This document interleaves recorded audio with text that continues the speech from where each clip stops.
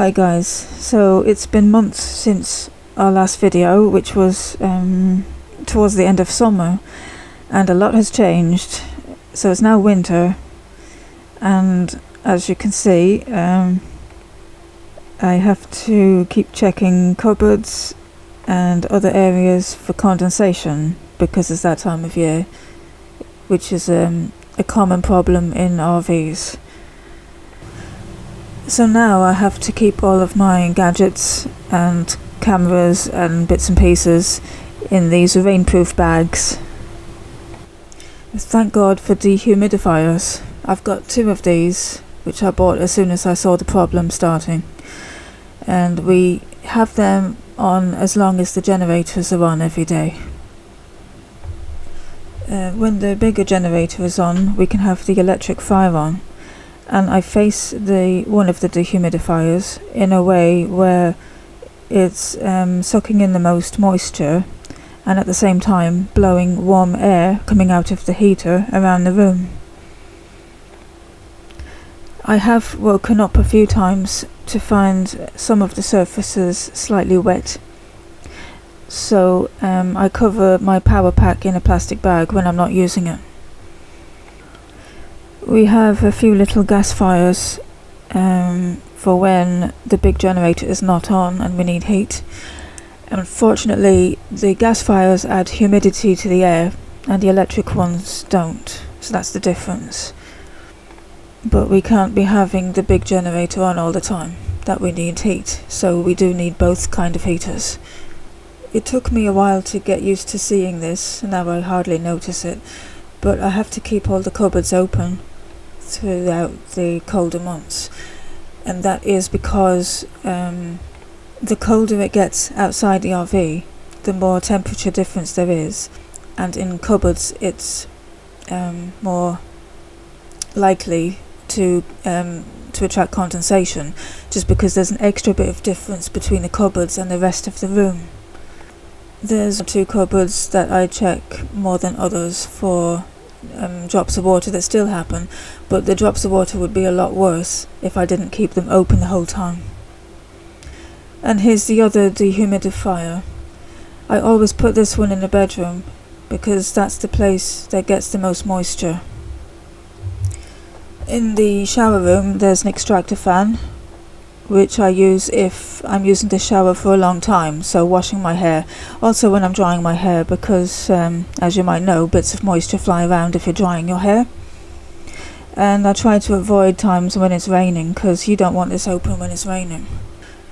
We noticed that there was a leak on the floor when the weather started getting cold, and we found out that there's pipes under the sink that have condensation dripping. Thankfully it's not a leak of the pipes, but there will be condensation, so every week I take this Tupperware box and empty it, because that's what we use to catch the drips. Here's some more cupboards that I need to leave open all the time. Inside there is a moisture catcher to keep the socks dry and all that. The rest of it, not so worried as much as the socks and everything, the t-shirts, but as you can see the torch is shining on the drips of water in the corner.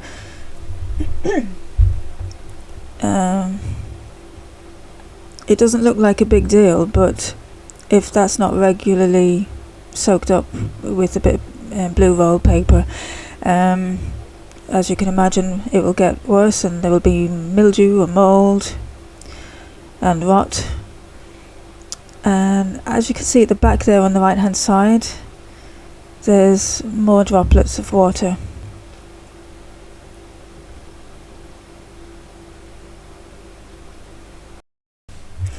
And down below in the smaller drawers, I've had to keep my underwear in a plastic bag, a zip plastic bag. That's RV life. In the bottom drawer I've got my accessories. Inside this, this is a rainproof shoulder bag that I'm pulling very tightly closed and keeping all my accessories in there. Here's the wardrobe, and guess what's in here? Yep. Zipped clothes protector bags. And down below there's an old car cover bag that I kept for just in case, which came in very handy.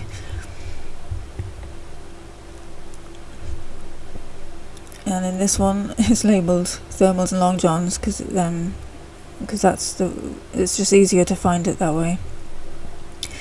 I did have some clothes ruined with mildew before I realised there was a problem. Above the bed there's a cupboard I keep the pillowcases and spare bed sheets in, and that's in a similar bag that I've wrapped around the stuff because there is moisture in that cupboard as well. With all the cupboards there's moisture. Where I'm shining the torch now, that's where it usually collects, in that cupboard. The skylight is the part of the bedroom that gets the coldest, as you can imagine. And throughout the day, big drops of water fall down on the bed, so I keep a towel on the bed throughout the day. I've had to keep the little baskets beside the bed away from the wall a few inches to let air get in around them, because the wall does get a bit wet sometimes. I have to check behind the pillows every day and keep the pillows out a few inches from the wall, because the wall does get a bit wet sometimes. I had a bedsheet completely ruined beyond repair because it was touching a wet wall for so long with no air getting to it. So what I did was pull the mattress away from the wall about 2 inches, and I'm going to keep this gap here because there's been so much improvement since, and the sheet doesn't even get wet at all. The wall does sometimes, but not the sheet. I do check it every day though. I've been setting my alarm half an hour earlier than I usually would before work, just so that I can do all these checks, and especially these windows. As you can see, there's water around the edges.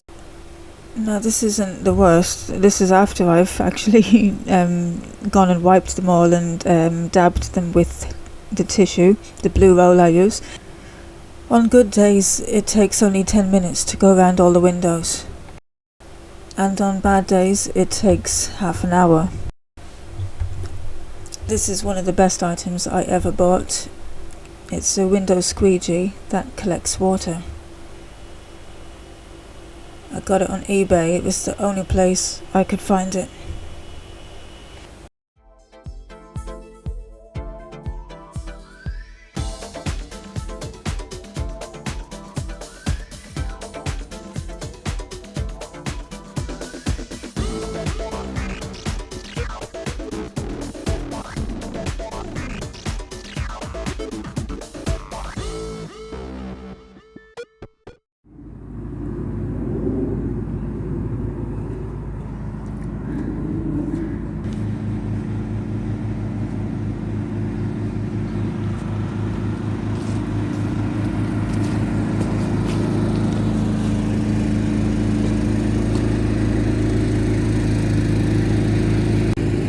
Fire barrel there now for you. A what? Fire barrel. Fire barrel. Oh, incinerator. Yeah, incinerator. Oh. Well, that's there now. We've done the water leak because I put the wrong fucking part on. But I got the right part in the first place, so I wouldn't have had to redo it. So anyway, that's done. Big generator finally gave up the ghost. It's either a big end gone or dropped the fucking injector, one of the two. I'm hoping it just be an injector, but that's got to be fixed next week or sometime. I've got the other one going, the Hyundai 5 kVA that's been sitting there 6 years doing nothing. Put a battery on it, turned over a couple of times, away she went. So that's the backups. Been lots going on in the last few months. Been so fucking busy I can't remember what I'm doing. What about today? Apart from being a cunt. So today you fixed the leak to do with the washing machine? Yeah, well I've done the leak on the washing machine. Did you do anything with the big generator in preparation for... Yeah, I've emptied the diesel out to make it a bit lighter to tow it. Taken 75 litres out of that, that's now over there. And you're going to drive it down? to get it fixed. Next week I'll take it down next Saturday and we'll get the forklift and lift it out and then put it in the workshop and see if we can take it apart. And then we've been doing a lot of extreme engineering. I tried this jump pack. Now here's a thing for you.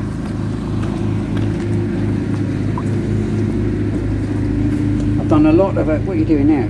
Because they haven't seen the mat yet. It's a new mat. Oh, yeah. It's made of artificial grass and he's made a mat out of it. I bought this bit of kit. Yeah. And it's really light. My other jump packs and the other jump packs you get, you know, like a workshop jump pack, that's really light. And I thought, well, that's going to do fuck all when I got it. I thought it's going to be a lot bigger anyway. On the old RAV4, it's been sitting there for 3 years, never started. I whacked this beauty on there, turn of the key, up it fired. So now the real test for this in extreme engineering is whether it starts the old Sherpa that's been sitting there 7 years, 8 years maybe. God, yeah. Never been turned over, so we'll try that and you'll make a video of that when I do that. So make sure there's no birds nesting first. no, I've checked it, there's nothing in there. I've cleared them out from last year. And what else we've been doing? Oh, You did find some blue eggs one time, didn't you? yeah, there was some eggs in there. Just keep the batteries covered because of the damp. Yes. And the pack, as you can Also see, we've got here, covered with plastic. yeah, we've got here cladding for the water pipes. Because up here it always gets, if it's -2 in a town or -3 in a village, it'll be another couple of points, so it'll be -6 up here. And because we're surrounded by fields, Yeah. the humidity makes Well, yeah, I mean, we get, worse. because of all our land, we're right out in the middle of the open, which we want anyway. But the downside to that is when it gets cold, obviously there's no street light and there's no houses keeping everything warm, so everything will freeze like it did in the 60s and that. So what I've been doing is been cladding the gas pipes as well, because unfortunately propane works on pressure. Lovely in the summer, oi, lovely, ooh, lots of flames. But in the winter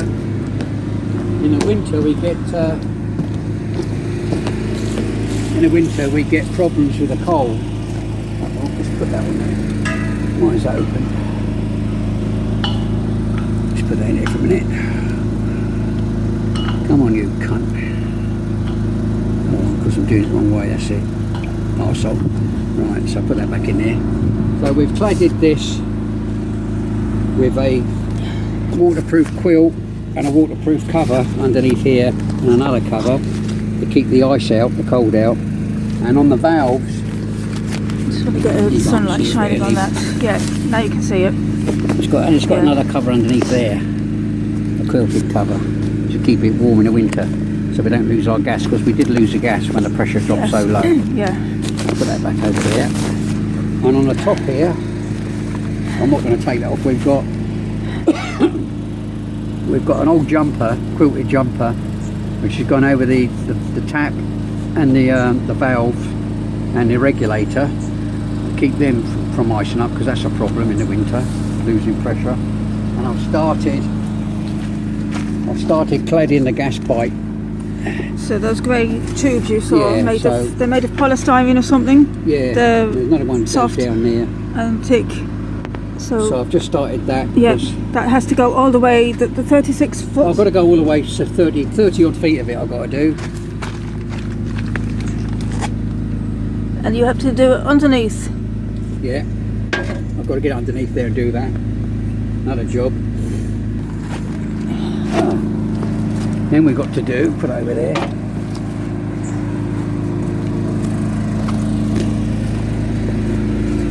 Got to do these, also do these water pipes there, just in case they freeze up. They're being alright at the moment, but if we really get a big freeze up here, that will freeze them fucking pipes and they could burst and split, so I don't want that. Right, that's the valve I changed, or the connector, so the hose pipe goes straight on rather than the other one I had. That's a complete unit. The other one I had, I'll show you that, it's in the other shed, it makes it more easier. Yeah. But that's a solid unit, so and it makes life easier. But you can see the condensation in here already.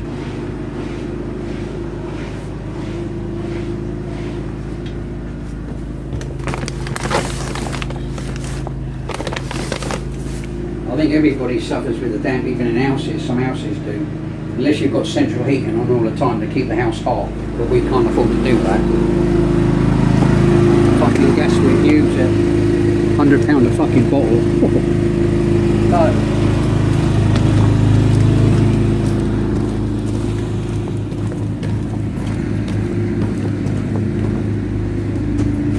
Where's that fucker gone? Right.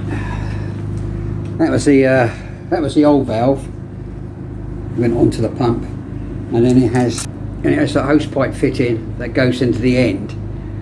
And too many joins. It's always leaks with fucking joins. Don't do it.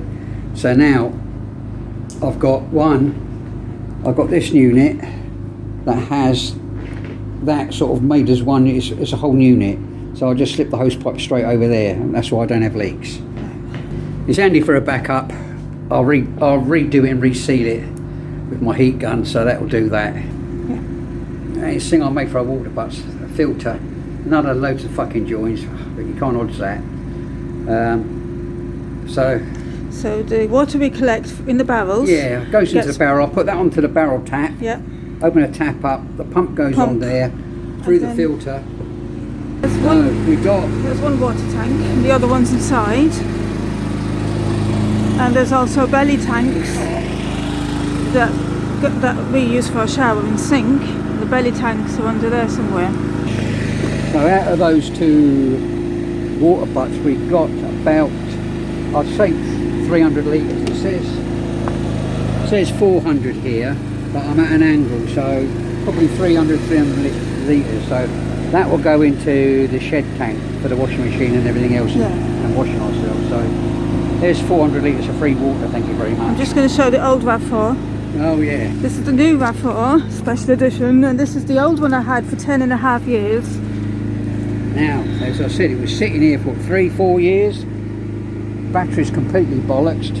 I put that jump pack on there thinking, oh, it's not going to do fuck all, this is so light. But it started it straight away. The real test is that boy over there. The LDV, or basically Sherpa. Now that hasn't started for, got to be 7 years. Let's have a look underneath the bonnet.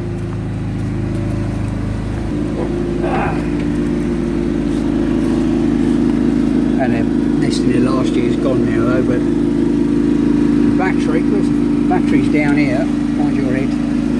Battery's down there covered in, I don't know if that's rat shit or squirrel shit. I think probably rat shit. No, probably squirrel shit, a bit big for rat shit. So I'll try my jump pack on that maybe tomorrow. Here's the Hyundai in the back of our land, in the shed. Now it hasn't started for over 5 years.